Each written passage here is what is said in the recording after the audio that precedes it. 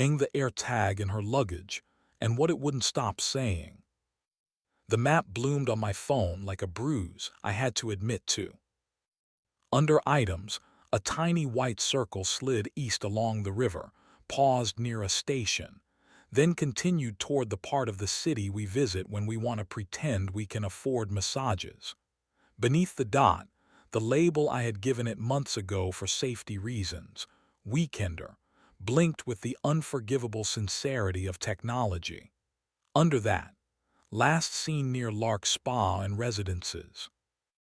I'd tucked the AirTag into the lining of Rena's carry-on after her phone died on a trip, and I spent 2 hours learning how many ways a person can feel helpless. She'd laughed when I told her and called me dramatic. We kept it. We both forgot it, until my phone decided to remember. It was Saturday, the honest kind, with laundry making its gentle threats in the next room. Rena had texted around noon with our shorthand, studio late, don't wait, her hyphen that means optimism with discipline. She builds projection that makes walls keep promises. I designed sound that asks rooms to stop pretending and start admitting. The dot reached its destination and pulsed, grateful to be believed. The spa's name felt like a dare, Lark, as if the building itself didn't take consequences seriously. I pinched the map until the blue dot that was me and the white dot that was her bag shared a screen. We were close enough to be ridiculous. I did not call. I put my phone face down on the counter and watched my hands do small, boring things. Rinse basil, twist a towel, put a glass exactly where it always lives.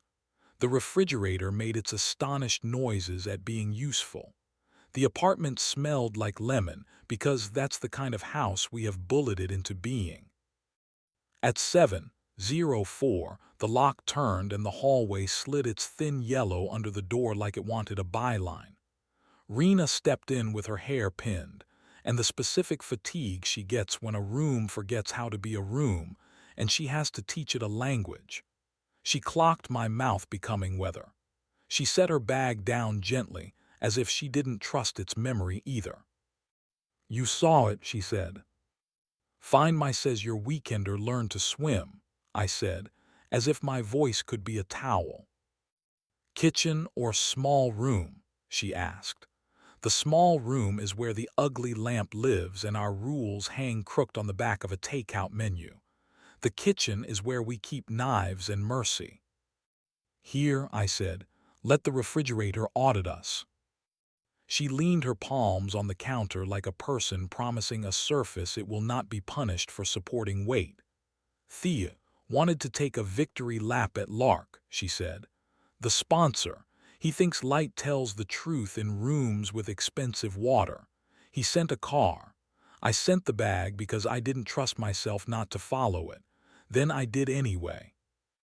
I stood in a lobby that sells relief like perfume, and I kissed him once because he said the sentence men like him believe is charity.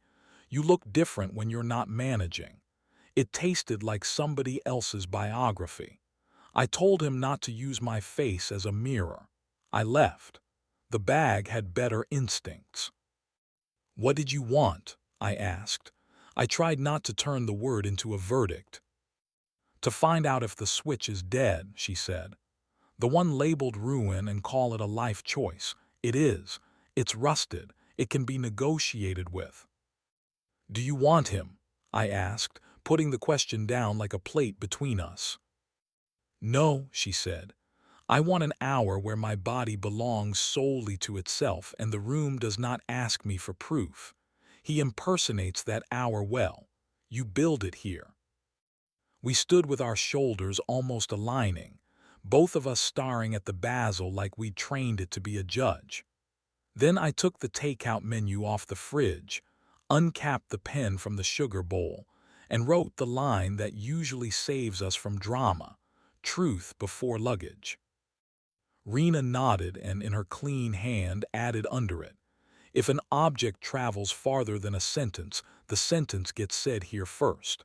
I wrote, if you think you have to kiss someone to learn you don't want them, Tell me before your mouth tries to draft a paper. She underlined tell twice. Her mouth didn't smile but tried to. Storm or quiet, she asked, not coy code. Quiet, I said, and then a weather report we handle together. We ate the pasta we weren't hungry for, each of us holding our forks like we had an audience. After, she came around the counter and set her mouth beneath my ear where day loses its grammar.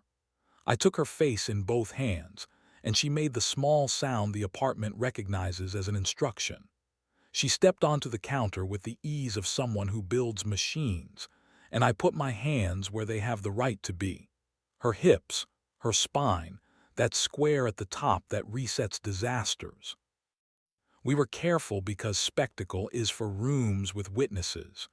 We were greedy because yes is a budget. Spending it is how you keep the lights on. We stopped while stopping meant we would still want tomorrow. We pressed foreheads and let our breath learn simple math. In the morning, my phone offered me a cheerful lie. Great job closing your rings, it said. I laughed into my coffee and because ritual is a superstition that occasionally becomes wisdom, tapped remove item next to weekender. The phone asked, are you sure? I was not. I pressed yes anyway, which is its own discipline. The day pretended to behave. I tuned a black box theater back to human. Rena made a museum wall blush only when someone earned it. Around noon, I found a tiny white circle reappear in my list. It had named itself Unknown. Its location was our building. I stared until the world learned my eyes weren't for sale. I renamed it Basil and pretended cleverness could save us. That night on the small room rug, we added another rule. If panic sends a map, we give it 15 minutes, then we give each other a kiss precise enough to make geography jealous. We tried it. It worked once. We tried it again. It worked twice. We became ritualists on purpose. Of course, the city is petty. A week later, AirTag notifications jittered like gossip.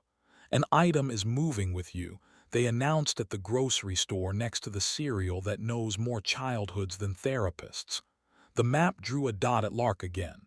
I deleted the alert. My chest did not. Rena sent me a photo of her hands up to the wrists in gaff tape and a caption, here. I believed her because I prefer that feeling. We failed anyway because human is a verb. A dry cleaner called to confirm alterations for one black silk that will not be argued with. I picked it up and set it on the chair we use when we have chosen to be kind before we get creative. Rena touched the garment bag like a meteor she wasn't afraid of. Some tools are dangerous, she said. Some are for kitchen floors. That night she wore the silk with slipper socks and said storm like a table blessing. We obeyed. We stopped in time to keep tomorrow hungry. Theo learned to nod like a man who wasn't auditioning. At a gala where wine tried to be personality, he approached carefully. The lobby sings, he said to Rena. She said, we taught it a smaller song, and I forgave him the time he believed lobbies earned secrets. The app kept reporting.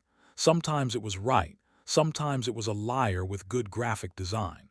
A week later, my phone buzzed with a suggestion I didn't know where to put, share AirTag with family. I carried the screen to Rena like evidence to be edited. She looked at it and then at me and then at the ugly lamp. We can share our names, she said. We don't share our nouns. We pressed cancel in unison and the phone sulked. People want to know what happens next like it has ever mattered. Next was boring. Next was dishes and socks and the basil pretending to be a tree. Next was my watch congratulating me for sleeping in the bed where I was, and her mouth on my collarbone in the hours that want to borrow everyone's chest. Next was kissing on purpose and stopping deliberately, and then laughing at the ugly lamp for forgiving us again. Then the tag told a joke at my expense. An item is moving with you, it said at 3 p.m. when I was exactly where I promised any calendar that I would be, editing dialogue in a room that smelled like coffee and fear. The dot blinked on the map 2 blocks away at a nail salon we had never entered. I named it Chaos and closed my phone. Rena texted a photo of her feet under a lamp, toes painted a red with a thesis. Underneath, field test halted. The future deserves polish. Our kitchen deserves proof. She sent a photo of our counter under 5 in the afternoon light like a guarantee. That night, the rule sheet on the fridge got another line in her careful hand. If tools become characters, they get demoted back to nouns. The basil survived 3 more days. We celebrated like idiots. Of course, it didn't end. It softened. The map learned to be polite. The tag, when it pinged, did so like a child knocking with 2 fingers instead of 10. I did the small, necessary things. I returned the weekender to the closet. I made coffee. I faced the ugly lamp and admitted I'm superstitious about devices because they never get tired of telling on me.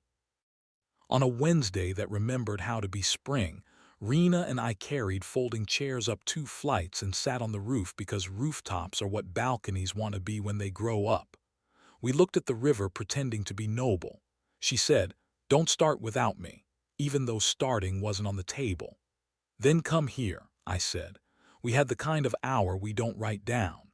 When we went back inside, the AirTag was quiet and so were our chests.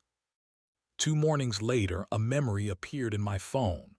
A photo of our kitchen, morning light aiming at the counter exactly and the ugly lamp failing to pretend it was handsome.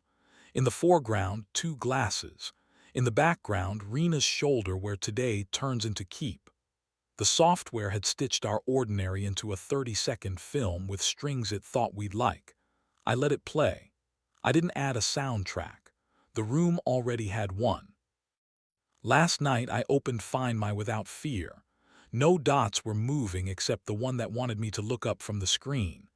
Rena said storm or quiet from the doorway in that voice that makes the apartment remember who we are. Both, I said, in the order you prefer. We did, and we stopped, and we slept with our feet touching because that's how oxygen learns to behave. This morning, the tag tried a final joke. "An item is moving with you," it said, as I carried the weekender to the closet from the chair.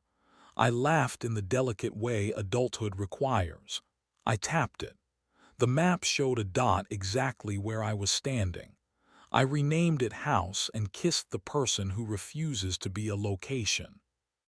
If you're looking for a pronouncement, here is the only one I believe. We kept the tag. We removed the myth. We taped a new sentence to the fridge in her handwriting that makes sponsors tidy their inboxes. Distance is a setting we choose. Desire is a thing we schedule. Honesty is a room we turn the lights on in, then leave for a while, then come back to because the only way to own a house is to keep arriving. The refrigerator buzzed like it had an opinion.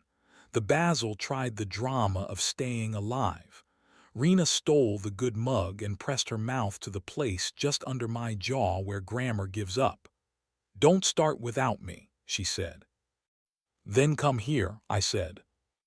We did until we stopped, and the map in my hand forgot the joke and learned a better one. Where we were and where we would be again.